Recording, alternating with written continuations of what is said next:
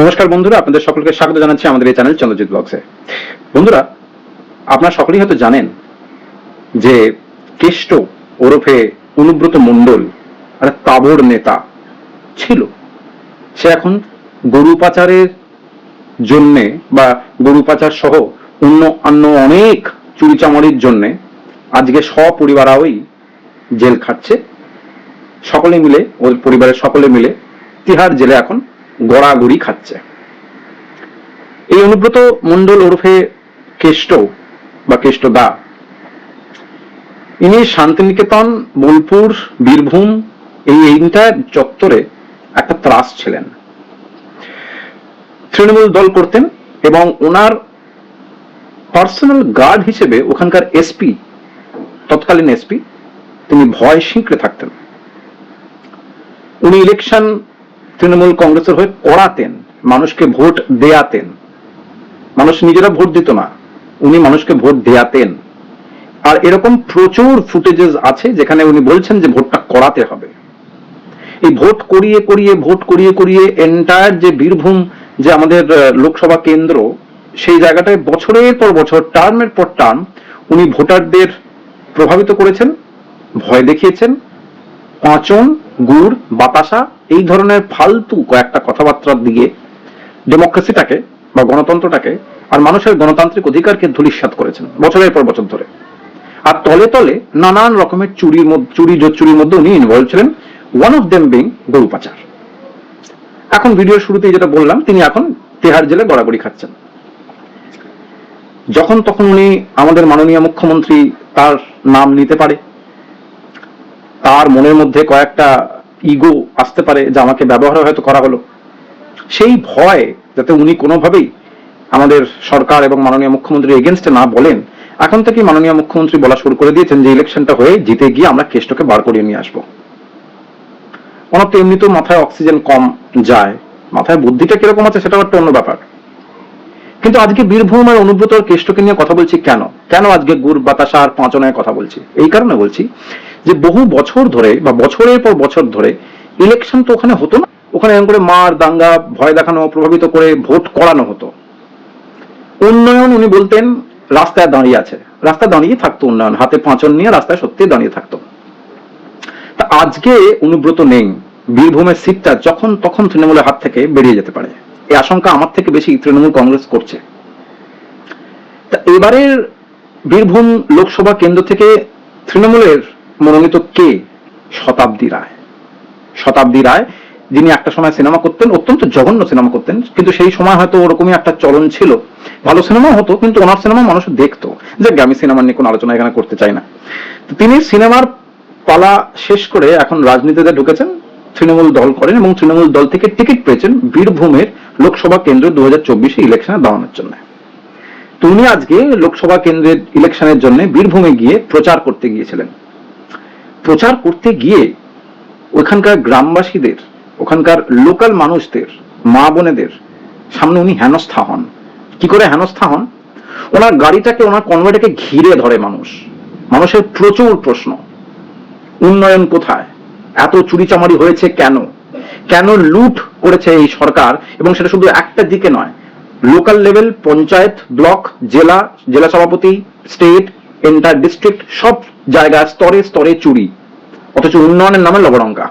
এটা কেন রাস্তা নেই ওখানে? কেন মানুষদের ওখানে রাস্তার জন্য এখনো মরিয়া হয়ে লড়তে হচ্ছে, আবেদন করতে হচ্ছে? এটা তো ওদের অধিকার।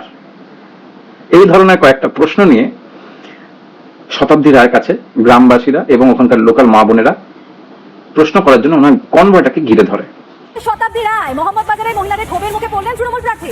মহিলাদের ক্ষোভের মুখে শতাব্দী রায়। অভিযোগ এলাকায় পানীয় জলের সমস্যা, কোথাও কোনো উন্নয়ন হয়নি, গ্রামের রাস্তাঘাটও খারাপ, অভিযোগ বাসিন্দাদের।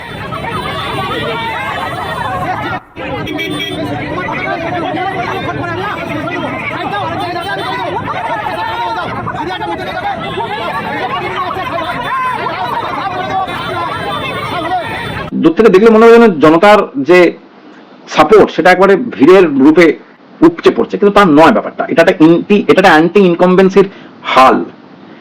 প্রকৃতরূপে বলতে গেলে কি, যখন এই ধরনের প্রশ্ন করা হচ্ছে, গার্ডরা ওনাদের সরিয়ে দিচ্ছেন, কিন্তু উনি একটা কথাই উত্তর দিয়েছেন, ওই মহিলাদের উনি একটা কথাই উত্তর দিচ্ছেন, শতাব্দী রায়। উনি বলছেন আমি কিছু শুনতে পাচ্ছি না।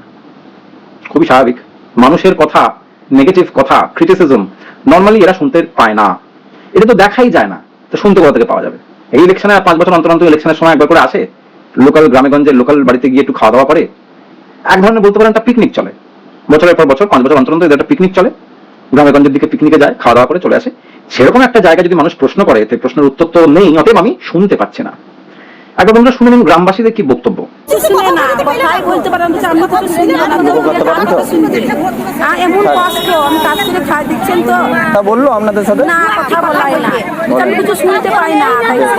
করেছে মমতা, ফটো করাইছে, তাই দেখো ঘর পাবো, আর আমাদের বেকার ভাতা নাই, বৃদ্ধ আমি লক্ষ্মী ভান্ডার নাই, কিছু নাই। দুটি কথা বললে বলছে আমি তো নামবো না, তোমরা ওইখানকে চলনে কথা বলো গা, তোমাদের যা পেটে ভোগ আছে তাই বললে। এটা কি বললেন দিদিকে? দিদিকে বলতে যাও, দিদি শুনতে পেলে না তো, দিদি শুনতে পেলে না, বলছে শুনতে পাচ্ছে না, কিছু বললো জি? দিদি আর শুনতে পেলে না, দিদি দিদি দিদি বলতে গেলাম, দিদি আমি শুনতে পাচ্ছি না। বন্ধুরা আপনারা শুনলেন, গ্রামবাসী বলছে আমার এই প্রশ্ন, আমার সেই প্রশ্ন, কিন্তু দিদি কি বললেন? এক্ষেত্রে দিদি কিন্তু শতাব্দী রায়, উনি কি বললেন দিদি শুনতেই পাচ্ছে না। এইরকম 1 ফুট দূরত্বও নয়, সেরকম জায়গা থেকে বলছে, কেউ কেউ ওনাকে ছুঁয়ে বলছে, কিন্তু উনি শুনতেই পাচ্ছেন না। তারপর যখন ওনাকে সাংবাদিকরা প্রশ্ন করে, তখন উনি কি বললেন একবার একটু বন্ধুরা শুনে নিন। যে দাবি সব দেখে নেবো আমরা, যেগুলো আছে, যেগুলো ওরা চাইছে, বা যেখানে যা যা সমস্যা দেখবো। সব জায়গাতে সম্ভব হয়নি কাজ করা, যেগুলো হয়েছে সেগুলো করা। যে দাবি সব দেখে নেবো আমরা, যেগুলো আছে, যেগুলো ওরা চাইছে, বা যেখানে যা যা সমস্যা দেখবো। সব জায়গাতে সম্ভব হয়নি কাজ করা, যেগুলো হয়েছে। বন্ধুরা আপনারা শুনলেন, উনি বলছেন যে প্রচুর কাজ হয়েছে, কিন্তু সব কাজ তো করা সম্ভব নয়। যেগুলো হয়েছে সেগুলোর দিকে তাকিয়ে মানুষ ভোট দিক, আমরা বাকি অবশিষ্ট কাজগুলো করে ফেলবো।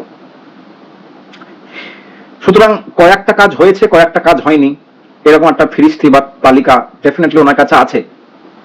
আমি একটা সাধারণ মানুষ, বাংলায় একটা সাধারণ নাগরিক, আমি প্রশ্ন করছি, ম্যাডাম কি কি কাজ হয়েছে একবার ওটার তালিকা দিন, আর কি কি হয়নি বীরভূমে সেটা একটা তালিকা দিন।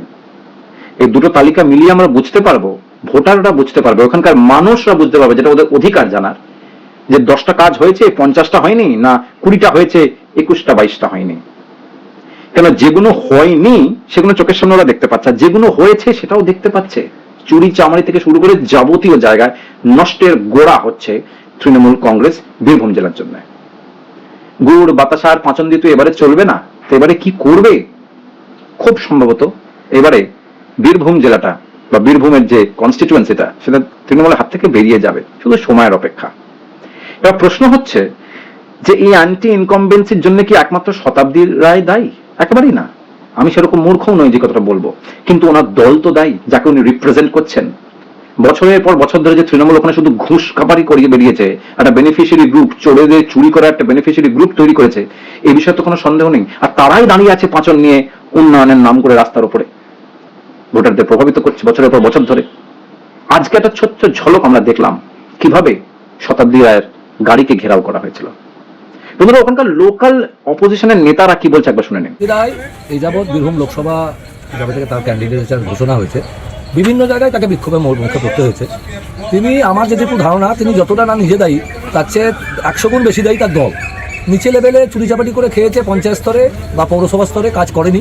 এবার স্বাভাবিক কারণে তারা তার কথা শুনেও নি নিচে লেভেলে প্রতিনিধিরা, সেই ক্ষোভটা তার প্রতিফলন হচ্ছে শতাব্দী রায়ের ওপরে, এবং এর ফল অনেকটাই তাকে ভুগতে হবে। বন্ধুরা আপনারা শুনলেন, সম্পূর্ণ ব্যাপারটাই কিন্তু চুরি, জোট চুরি, রাহাজানি, এরই একটা প্রতীক উঠে আসছে। আমার মনে হচ্ছে সেই আমরা পড়তাম না যে গ্রামারে, যে একটার শব্দের নানান শব্দ আর কি কি হতে পারে, মানে সিনোনিমাস। তা চুরি, জোট চুরি, ঠকবাজি, চিটিংবাজি, স্মাগলিং, পাচারের কারবার, এই সবের সঙ্গে যদি একটা শব্দ যোগ করতে হয় সিনোনিমাস, সেটা হয়তো তৃণমূল কংগ্রেস দলটা বা ক্লাবটা। প্রশ্ন হচ্ছে যে এরকম একটা সিচুয়েশনে বীরভূমে মানুষ যেভাবে প্রশ্ন করছিল, যার উত্তর ওনার কাছে ছিল না, তাহলে এবারে কি আমরা ধরতে পারি যে ভোটেও সেই একই জিনিসটা রিফ্লেক্ট করবে? যদি করে তাহলে কিন্তু তৃণমূলের হাত থেকে বেশ কয়েকটা সিট বেরিয়ে যাবে। যেরকম বীরভূম চলে যাচ্ছে দেখা যাচ্ছে, বসিরহাট চলে গেছে দেখা যাচ্ছে, আগের বারে 23টা না 22টা, সেখান থেকে যদি দুটো কমে যায়, আর এই দুটো যদি বিজেপি পেয়ে যায়, বিজেপির 18 ছিল, দুটো 20 হয়ে যায়, তারপর এখানে যে হাড্ডাহাড্ডি লড়াইটা হবে, সেটা ভোটার হিসেবে গণতন্ত্রের দিক থেকে বলতে গেলে খুব ভালো কম্পিটিশন হবে। বন্ধুরা আপনাদের কি মতামত অবশ্যই কমেন্ট সেকশনে জানাবেন, যে শতাব্দী রায় কি একটা উপযুক্ত ক্যান্ডিডেট এই জেলাটার থেকে বা এই কনস্টিটিউয়েন্সি থেকে, বীরভূম কনস্টিটিউয়েন্সি থেকে পার্লামেন্টে যাওয়ার মতন? অবশ্যইভাবে কমেন্ট সেকশনে জানাবেন। দেখা হচ্ছে নতুন ভিডিওটা তো অন্য ইস্যুর সঙ্গে। যদি আমাদের চ্যানেলটাকে পছন্দ করেন তো অবশ্যইভাবে কিন্তু সাপোর্ট করবেন, লাইক, শেয়ার এবং সাবস্ক্রাইব করতে কিন্তু ভুলবেন না। নমস্কার।